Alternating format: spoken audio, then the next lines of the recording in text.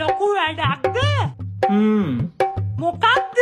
අලුත් ගෙයක් ඩිසයින් කරනවා. ඒ ගෙදරට නම් මේ වගේ කාමරයක් දාන්න එපා. අයියත් ගෙදර නැතුව පාළු ඇතිනේ.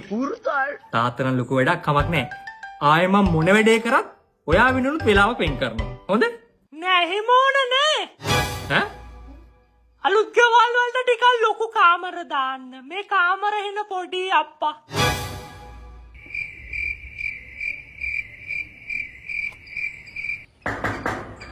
ඒ ගමන මොකද්ද?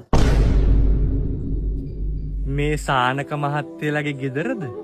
කොහොමයි? මට කරදරයක් වුණා කිව්වට බලලා යන්න දාවේ. නෑ එහෙම කෙහිල්ලක් නැහැ. පණිවිඩයක් කියලා යන්න ආවේ. පියතුමා කිච වුණා. රුවන් දර්ශන සර්ගේ කම්බයින් මැත්ස් රිවිෂන් ක්ලාස් එක දෙසැම්බර් මුල් සතියේ පටන් ගන්නවා කියලා ලොකු පුතාට කියන්නේ. මාස 8න් සම්පූර්ණ සිලබස් එක මුලින් ඉඳන් කවර් කරනවලු. ලොකු එකාව ඒකට යවන්න. කොහොම ඉතින් ගේ හොයාගත්තේ? මේ සුවඳින්ද? අයියෝ නෑ මහත්තයා. මැත්ස් නහුතර කෙලවන් ඉන්න මෝඩ කොල්ලගේ ගෙදර මොකක්ද ඇහුවම ත්‍රිවිල් පාක් එකේ හැමෝම දන්නවා.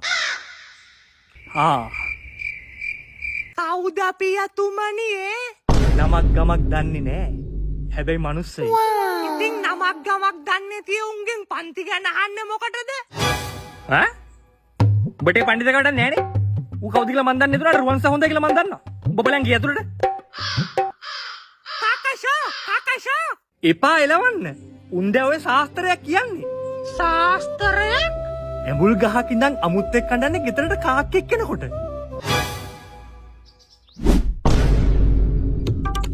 අමුත්තා කෙලියා නේද පියතුමනි ටී-ෂර්ට් එකට?